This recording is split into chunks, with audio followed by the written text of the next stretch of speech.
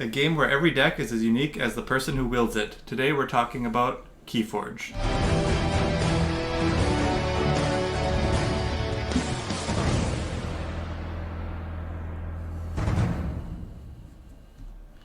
Welcome to episode 9 of Dude, Where's My Card podcast, where we primarily evaluate strategy card games from both a game designer's and regular gamer's perspective.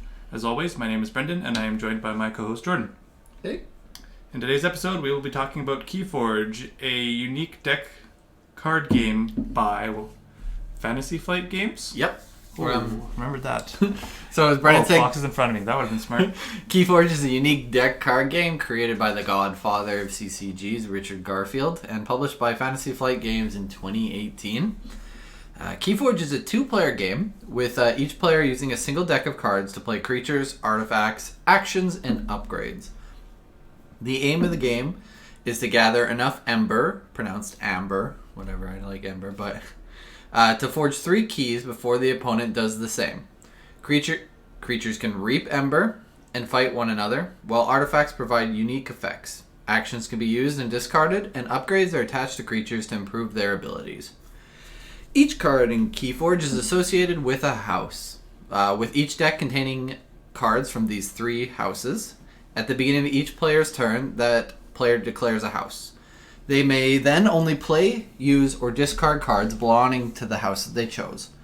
Keyforge also differs from any other card game in its approach to deck composition. As Brendan had said at the beginning, each deck features a unique card back with the name for that Archon. Thus, decks cannot be modified with cards from other decks. Cards also cannot be traded or sold separately from the original decks, so it eliminates the possibility of net decking or stacking your decks. It is the first unique deck game out there. Keyforge is sold in individual decks containing 37 random cards of 3 different houses.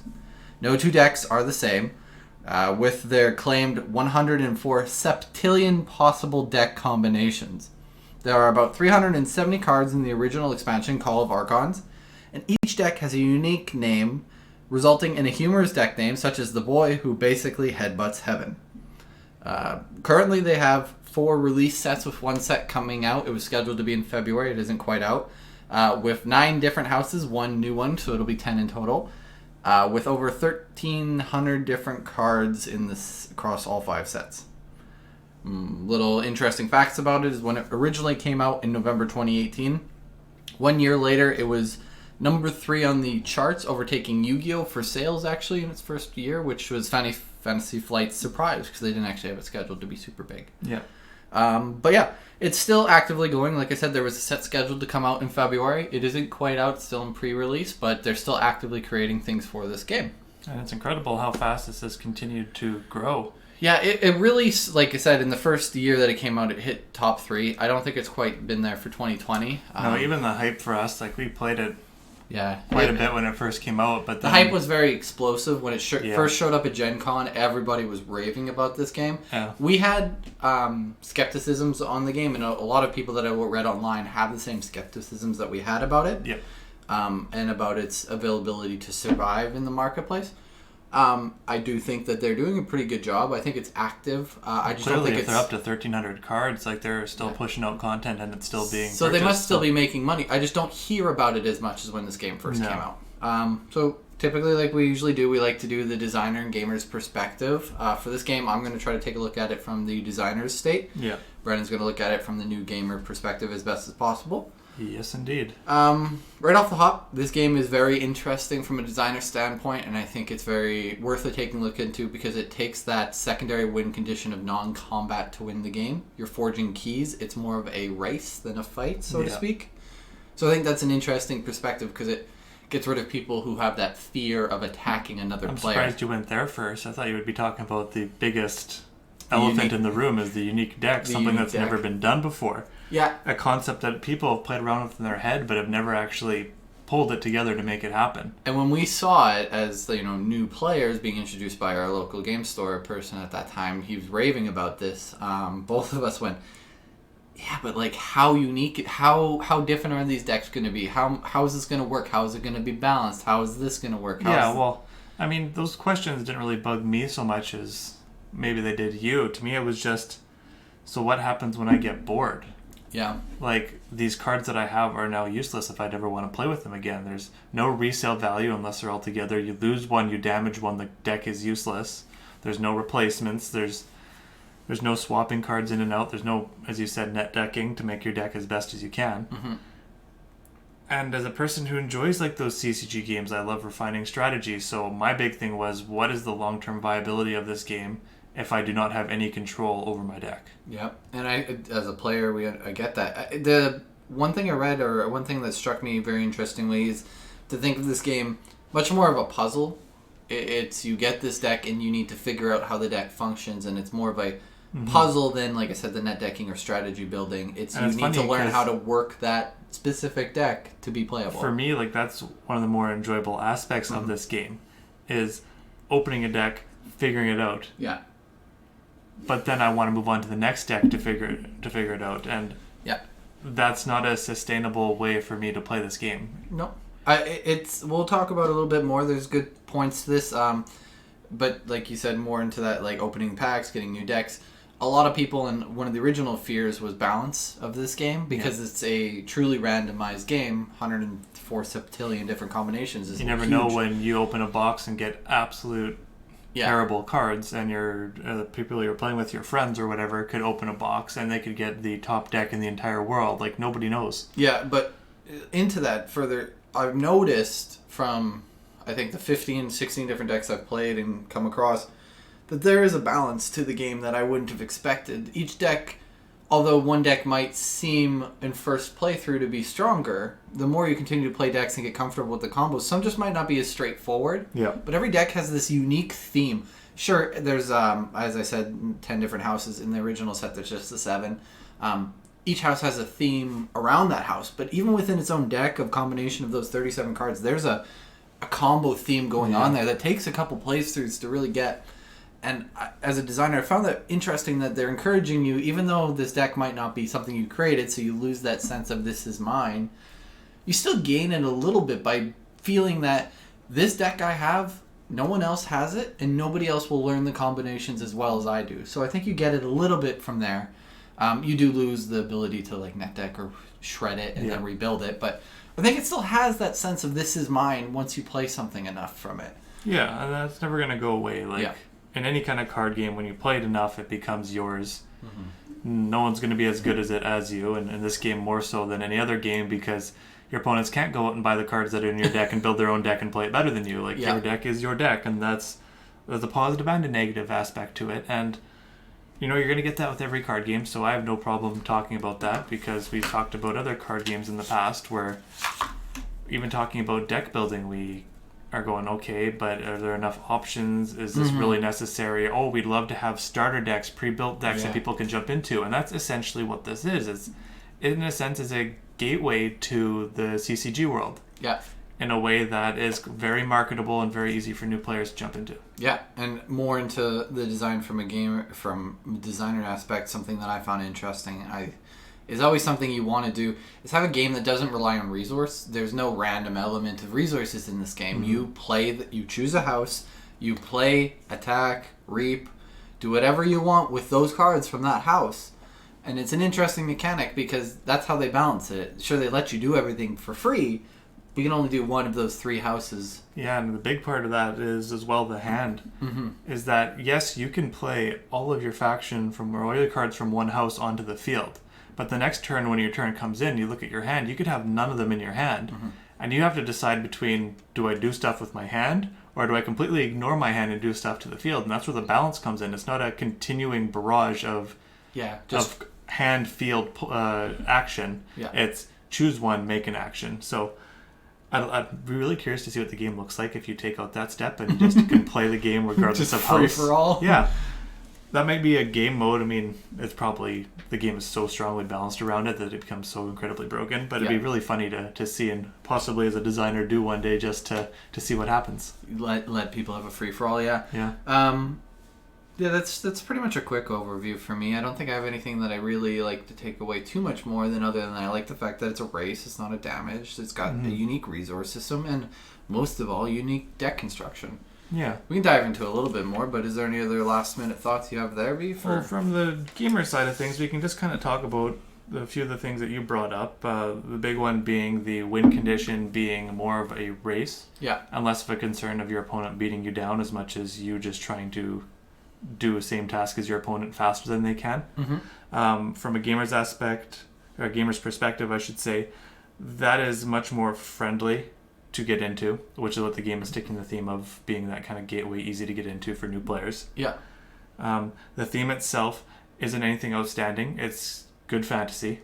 I think it's interesting how it doesn't take itself too seriously. Again, being a very nice intro. Yes, and it pokes fun at itself in the card names and the card art. It is more of a humorous step, and I do like the design aspect that it's like, yeah, we're not going to go too serious. We have sci-fi, we have...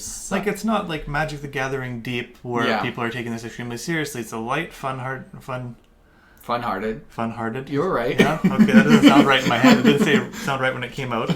A light, fun-hearted game where, you can sit down for 20 minutes to 60 minutes, however long it takes to get a game. You play it, and you don't have to worry about it again after that. You have some fun. Yeah, and the going into your race aspect again, talking about how the keys happen. I like the aspect of, I don't know if I mentioned it before, the check aspect, where if I have enough Ember to generate a key, it doesn't actually generate until the start of my next turn. Yeah, your opponent always has a chance. I always give you the opportunity to do something, and there's been so many games where we play where you're doing something to me where I have 5 Ember more than I need, but it can't do anything. Yeah, then the other thing I want to talk about, like the rules for this game, learning it as a new player. I mean, both of us have experienced this as a new player when we played this game. Yeah. We had someone explain it to us in 5 minutes, maybe less. Yeah. I don't even know if we really ever read the rules except for looking up key terms just to make sure we fully understood how to play our cards. Yeah, and even right now looking up the rules again, like I wanted to get, because the set I have is only the second set, I wanted to get the most recent set just to look at key terms and stuff, and it still is just the same rule book. It really hasn't been amended with a longer index of key terms. Yeah. And then the last thing is the design and art I want to talk about. As you said, it was kind of made fun of itself. It's not a super serious game. The art still looks good. Yes. Don't get me wrong about that. But it is a game that gives you the sense that it's a bit more cartoony. I don't know if cartoony is the right word, but it doesn't give off the same serious vibes as Magic. So players won't get that shock of, oh no, if I jump into this, I'm jumping in deep. Like there's no survival once you get in there. Yeah. So from a gamer's perspective, it's a good game, just because it's low cost, easy to jump into. Strategy card gamers, they do like it. Yeah. And if you like strategy card games, you will like this too. There's no risk to it. Don't give too much away, jeez. Yeah, I know. No, I get it. Let's jump into the rubric here. Yep. Impression category being our first. We have theme, rules, design and art, and complexity, all out of 5. Starting off on the top there with theme, Brendan, what did you give it for? Generic Fantasies always scores a 4. I bet you anybody could have guessed that. It's a 4 as well. Little caveat here is technically we've reviewed this 4 or 5 episodes ago that we lost the audio for. It wasn't good enough.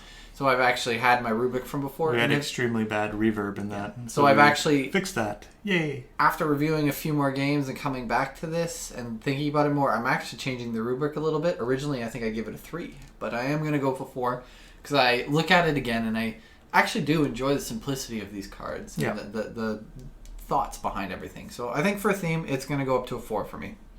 Although we've seen it before, although it's fantasy, it's still done well. It still does a good job. That's the thing. If fantasy is done well, it's always going to be a fairly high-scoring game. I think for both of us, really. Yeah, it's kind of our crux. It's something that we're comfortable and enjoy. Yep. So you can redo that as many times. We'll still enjoy it. Yeah. Rules, I have it at a 4. Easy to understand. Most of the keywords are in that index. Some fine-tuning issues with like truly grasping the rules, and you really don't get it until you play, which is like most games. But again, a game that you can't just read the rules and fully understand shouldn't get a 5. So a 4 for me. You can understand most of it, but playing the game gives you what you need. I also gave it a 4. After talking about it, I wouldn't have been upset if it was a 5 or if you gave it a 5. It's completely understandable. I just don't think it's quite there to be a 5. Like the rules are still well done. Yep. Very simple reads too. Yep. Very straightforward. And in their indexing especially, they go pretty in depth, especially in the newest rules. So I like that. I like the indexes. Design and art. rated it a 3. Not because of the art. The art is great. The design, I gave it a 3 because it was something that I didn't feel original. Other than maybe the backs of the cards and the way the things are. But the actual cards themselves didn't feel original. It just felt like a paste and copy from like Hearthstone or something to me. It didn't feel unique. Yeah, I give it a 4. And I would argue the point of it feels like Hearthstone. Yeah, maybe it kind of does feel like Hearthstone, but Hearthstone's a digital card game. True, so yeah. And for how long have people been trying to create a good version of that on a tabletop for people to jump into and be like, hey, this kind of looks like Hearthstone? Because people aren't going to say, hey, this looks like Hearthstone, I don't want to play. That's very People true. are going to say, hey, that kind of looks like Hearthstone, I should try that. Well, in the spirit of changing things, because I do agree wholeheartedly with that, and I was maybe a little rough, I'll bump up to a 4 because oh boy, we're just getting this high. Hasn't done, but I'm really looking at this and I'm thinking about it more. You're right. Although it does look like Hearthstone, I just compared this game to Hearthstone. It's a monster. Yeah. Why is that not a good thing to be compared to a great game out there and a tabletop version of a digital game? So no, You're right. I mean, it's not like they play like they're totally completely different games. But when I look at it visually is what it reminds me of, and that's a good thing. Yeah, I think it is a good thing. Complexity. 5. This game was exactly where I expected it to be, and it was very easy to play, learn, and I don't think there was a surprise. I don't think I was disappointed. I thought it was exactly hit the mark of what was described to me this game would be. And I put it at a 4. I thought it just overhit for me. Okay. Where things were just a bit too steep at the beginning, but that also might have been the decks I was getting.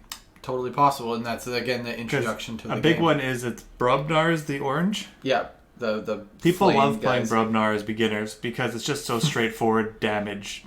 Explosion damage, things take damage. Yeah. My first decks were the aliens, I forget what they were called. Mars. And their themes can be pretty abstract on how to play them properly. Mars, Dis. And it made me feel like the games went like a long time. And so the complexity for me kind of reflects that experience where I think the games went too long because the complexity in the decks were just a bit too high to be efficient and fun. Yeah. But a completely different deck could change that experience and change the overall score for me. Yeah. But a 4 is still solid. Yeah, no, it's still a solid take, but for me, I guess the decks I hit a lot of Sanctum, a lot of Brobnar, a lot of those types of things that was very like fun aggro for me, so it hit my theme right away. So good experience for me. Also good experience for you, just not quite the bar that you're looking for. All right. Game category where we look at gameplay and depth. Gameplay being out of 10, depth being out of 5. With that important category of gameplay, Brendan, where did you sit it at? I have it as a 6, and I'm going to keep it at a 6. Yeah? It's a game that's fun, but I'm not always wanting to go back to because I look at it and I still do get that sense of, all right, if I play this, it's 30 minutes to 60 minutes, usually in the longer side of things, because 2 players know how to play their decks properly. It takes a long time to go through things. And the gameplay to me, just the whole process of using one faction or whatever they're called at a time. House. One house? Is it a house? It's for sure house. House? Okay. So using one house at a time. While it's unique, it's also a frustrating mechanic at times. Because if your opponent draws into the same cards 3 turns in a row and is able to use everything, and you don't have clear, you don't have proper cards to get rid of it, you're going to feel like you're behind all the time. Yeah. And if you're playing cards to the field, you're not stopping what they have on the field. Yeah. So it's a little bit frustrating to me, and like it's a good game for me to play every once in a while. And I'm never going to say this is a terrible game because it's not a terrible game. No. It's just not the pacing that I'm looking for in a strategy card game. For me, I've got it at an 8. I like the housing, kind of polar opposite, because to me, every hand feels like a puzzle to solve. But I do also agree with you that the RNG of the game, because it's random, can be frustrating at times. And I know that is a common occurrence for a lot of people, that sometimes the housing is the reason that it wasn't as enjoyable. It's an 8. I really do enjoy a lot of the mechanics of this game. I like how simple it is. I say simple, but it is complicated at times, and I like figuring out everything. The reason it's not higher, for me, I totally lost where I was going with that train of thought, but 8 is where I sit it at. Like I said, the puzzle solving is great. Yeah. RNG doesn't feel as great. Oh, I know where I was going.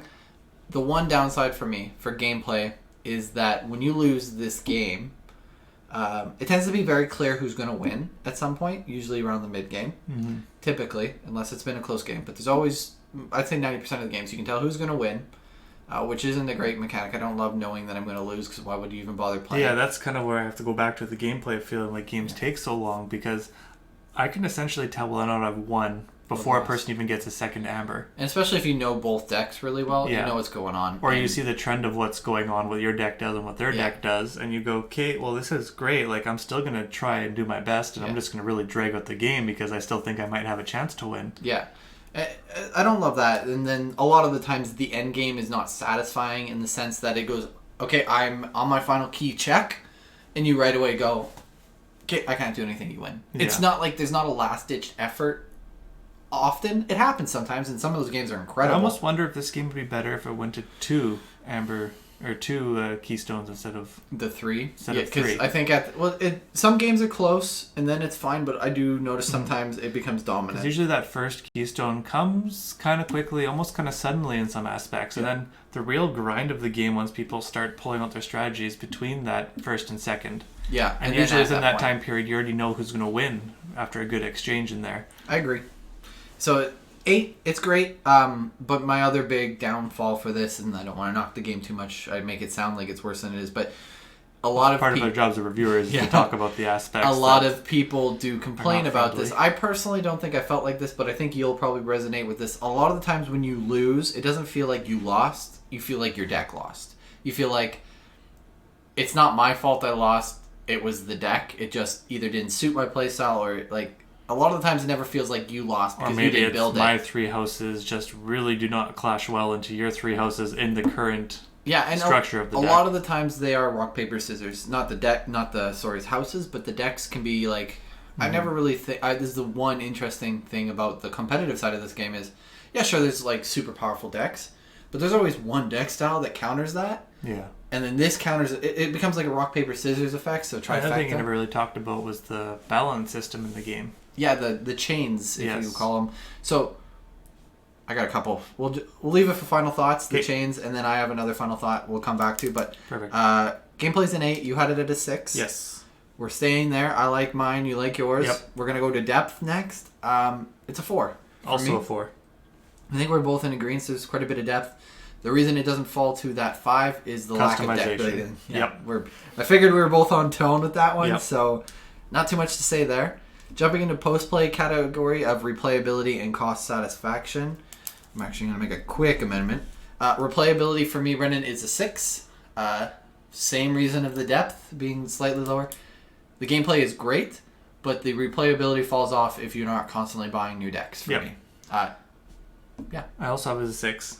It matches my gameplay category for me, where pretty much if I get a sense of dread when I want to go back and play a game again, or a sense of not urgency or lack of urgency to play a game, I have to start knocking it down, because then I know that if someone asks me to play it, I'll do it, but not happily all the time. You also got to keep in mind, though, this game's been around for 3 years. The urgency and the replayability might have been higher for us at the initial launch of this game, when we first were introduced to it. It's fallen off a bit because we had the same decks. I know it fell off harder for you than for me. Yeah. I was more into it a lot, but it's been a few years. It's still a good game. I just don't feel that urgency anymore to play it. And I kind of laugh. I mean, we both kind of do this at times, but we're very much new game gamers. Where sometimes we get caught with the sparkle of a game, and we'll jump head into it and we'll play it hard for a little bit, and then it dies off. And that's a normal cycle for us. And this one, you didn't die off as fast as I died off, and that's just the way it goes. I mean, look, when we do game designs too. Sometimes we'll work on something, and all of a sudden we shift to 12 new projects. And we're like, shiny new, let's go. And what are we doing? Let's keep with the good stuff. Like, come on. It's the idea. But yeah, we are new game. We like to play new games and see. We're constantly looking for new ideas and things that we like. That's where more of the excitement from games comes for me, is the initial shock factor of seeing what a game design is like, how a game feels. Yeah. Usually for me, it's the first game's learning and shock factor. Second game of playing it is like the refinement phase. And the third time is like really pushing my strategic limits. Yeah. And then once I get past that point, like the game's got to be outrageously good for me to continue doing it at that point. Yeah, and maybe the nostalgia for that for us in our older age has fallen off a bit. We've each had that. You've had that with Vanguard and previous Me of Magic. So it really has to be something special. What I had with Vanguard was stupidity. I had a money sink and a lot of free time, a lot of free money, watched too much of the anime and just totally suckered myself into it. Like, I did it to myself. It wasn't even anyone else. I tried to sucker friends into it. Didn't work out, and I just went further down the sink, man. It was... Hey, man, I enjoyed the game when we played. We'll definitely have to do a review too. on It's that. just... We'll have to do one soon. But replayability, both sat at a 6 for us. We're pretty much there. Cost satisfaction, it's a 5. This game... for the value return of what you put into it, this is a cheap game to get into. I think the decks run at $12 Canadian, regular priced. You can probably find them on sale all the time. Their box sets are $30, $40 for, like, it comes with 4 or 5 decks plus all the fancy little tokens and stuff. Yeah.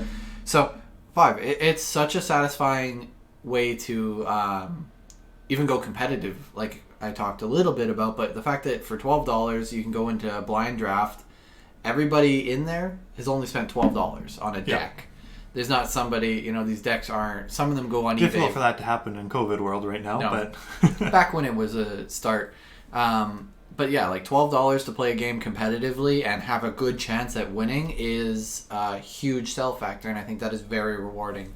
Or, $20 to get 2 decks that you can play the game right away, like 2 starter decks for $20. Like, that's a really, really good value for me.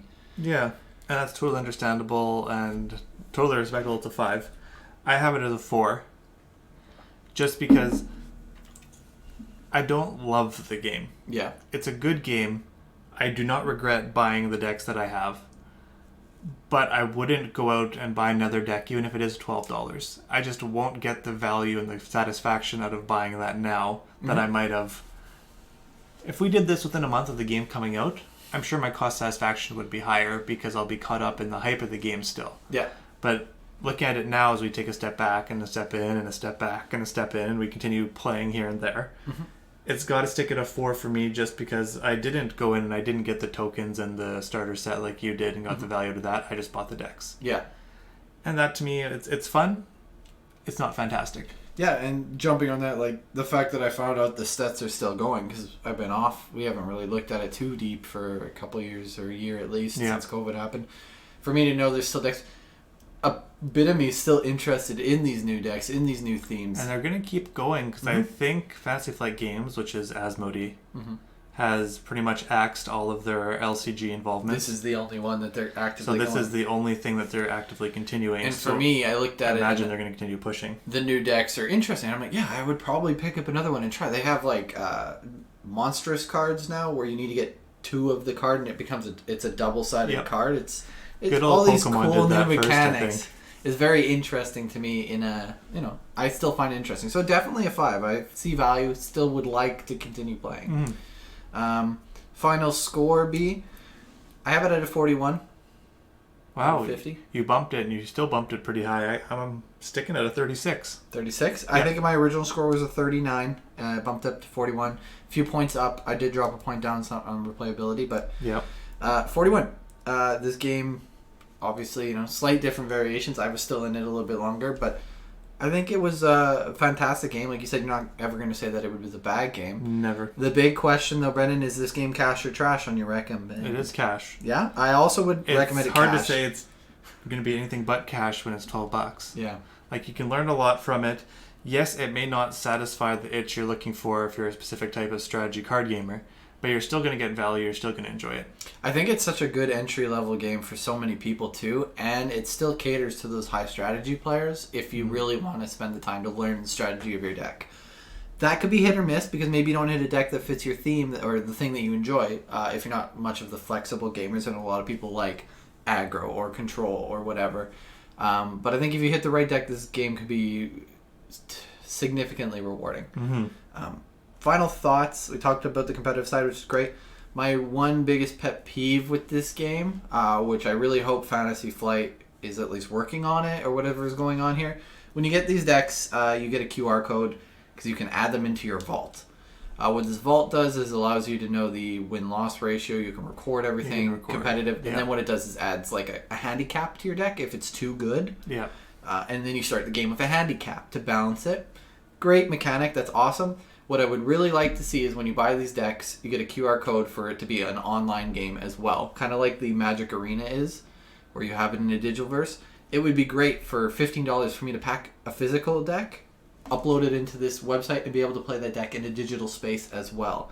Because it's unique. It's my deck. That would change a lot for me as well. Yeah? Just having simple games like this available in a digital sense is a lot easier for me to jump into.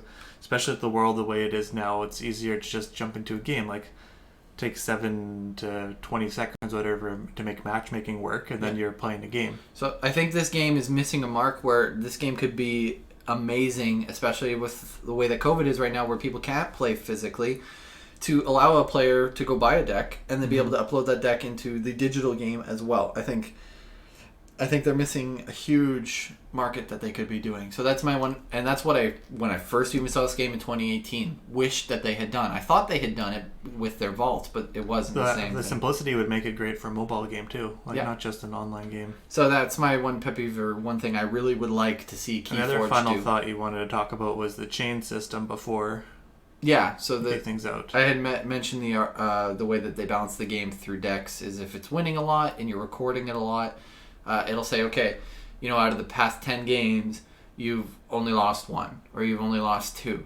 Give yourself a chain +3, which means for the first 3 turns of your game, you draw 1 less card. So you have a hand of 4, which instead of your hand of 5, which is the way that they balance the game, is they give a player chains if their deck is overperforming everyone else's, or at least your play group even. Yeah.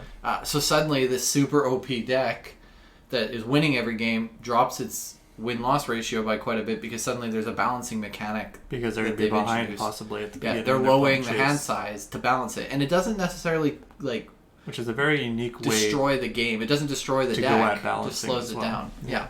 So that's, chains. It's a very interesting mechanic that they introduced that not a lot of players play with, but they have the system there. They have a app that can record it. Competitive definitely does play with it, just that competitive right now isn't so relevant in the current world because no one's really meeting up to play the game. Yep.